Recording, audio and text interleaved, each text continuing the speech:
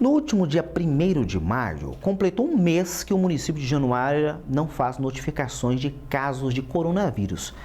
Mas um outro vírus tem aumentado os registros, é a chikungunya, que deriva de uma palavra de origem na Tanzânia e significa aqueles que se dobram, descrevendo a aparência de encurvada.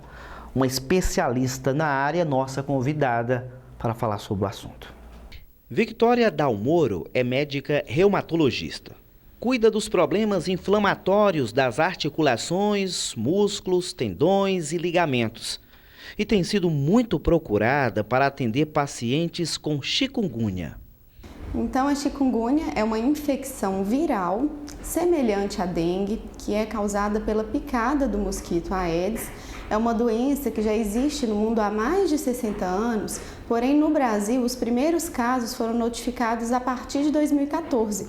Então é uma doença relativamente nova, que acontece em formas de endemias, de períodos de maior infectividade e períodos de maior tranquilidade.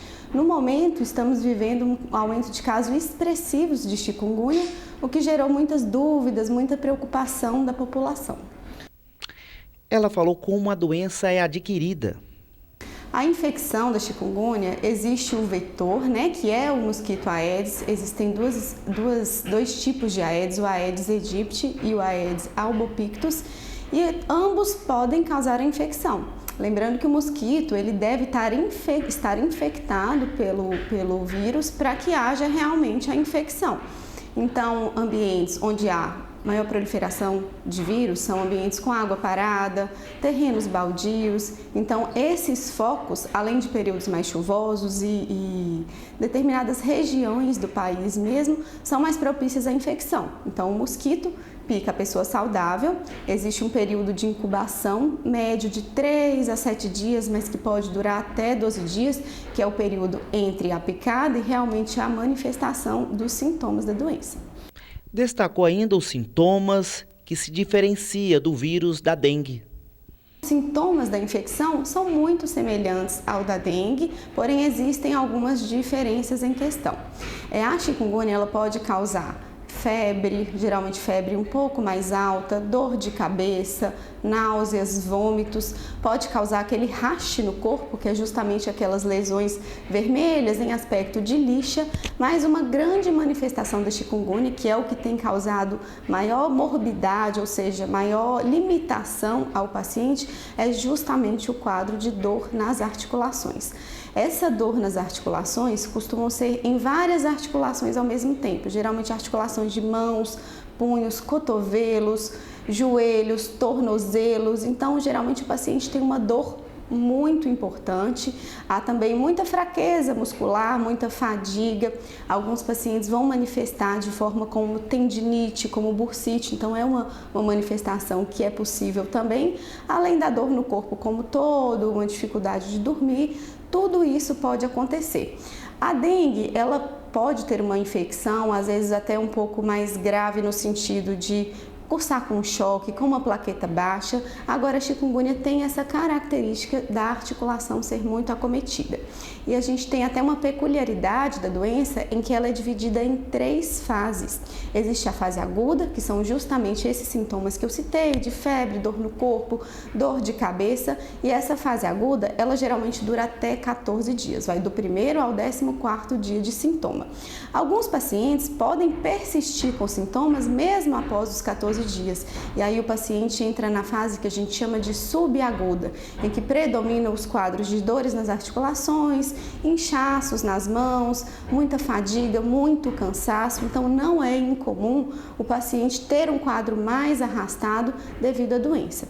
E aí uma pequena parcela da população, que na verdade assim não é tão pequena, assim não é tão raro acontecer, cronifica a doença, que é justamente a persistência dos sintomas por mais de 3 meses. E aí é o momento onde o reumatologista entra, onde há bastante inchaço nas juntas, as articulações ficam vermelhas, quentes e realmente se assemelha a outras doenças da reumatologia em que muitas vezes precisa usar medicamentos imunossupressores para realmente tentar controlar a infecção. Então essa é uma grande peculiaridade da doença, por ter essas 3 fases bem delimitadas, porém não são todos os pacientes que vão passar pelas 3 fases. A médica Victória esclareceu como é feito o diagnóstico para chikungunya. O diagnóstico, a primeira coisa é a sintomatologia clínica, então tem que ter a suspeição pelos sintomas, geralmente tem que ter também a questão da epidemiologia, né? Por exemplo, outros casos na família, outros casos no bairro, na cidade, período, né, de maior epidemia mesmo, isso também ajuda no raciocínio do médico. E a confirmação realmente da doença é feita com exames laboratoriais. Existem 2 exames principais para diagnóstico da chikungunya. Um deles é o PCR em tempo real, que é um exame mais precoce, em que detecta a presença do vírus na corrente sanguínea. Esse exame ele pode ser feito a partir do 1º dia do sintoma e no máximo até o 8º dia, onde a viremia está mais alta.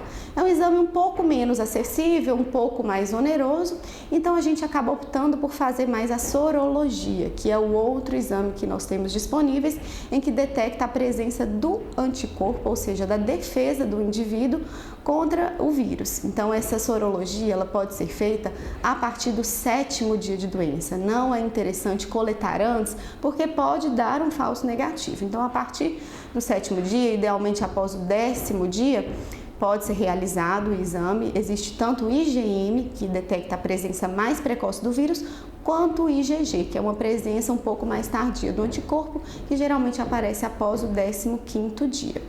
E é importante falar à população que esse teste da sorologia, ele é feito pela rede pública, desde que haja a notificação pelo médico, o médico faz o pedido do exame e então é agendado o exame pela rede pública e ele também está disponível na rede privada. Durante a entrevista, falou ainda sobre o tratamento.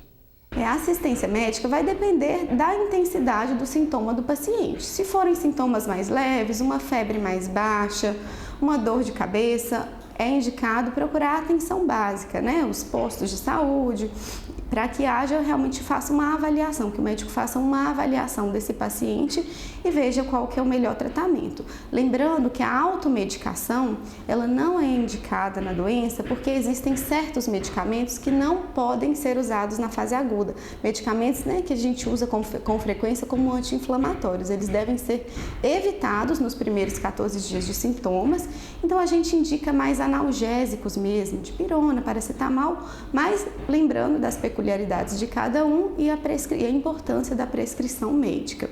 E finalizou alertando as pessoas sobre a prevenção.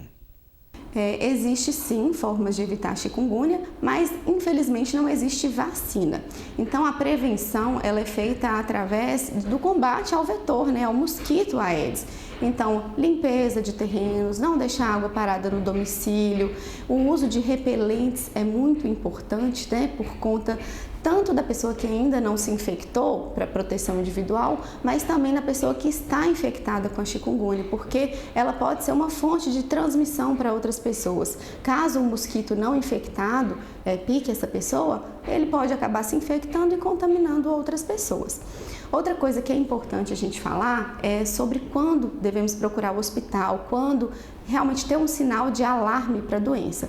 Então, são mais para casos mais reservados, pacientes com febre persistente, paciente com vômitos persistentes, que a pressão abaixa, que haja falta de ar, algum sintoma assim mais grave, aí sim o paciente deve procurar o hospital. Cabe a cada um de nós observar e limpar os quintais, os terrenos, né, os lotes, evitar água parada e assim eliminar os focos do mosquito transmissor.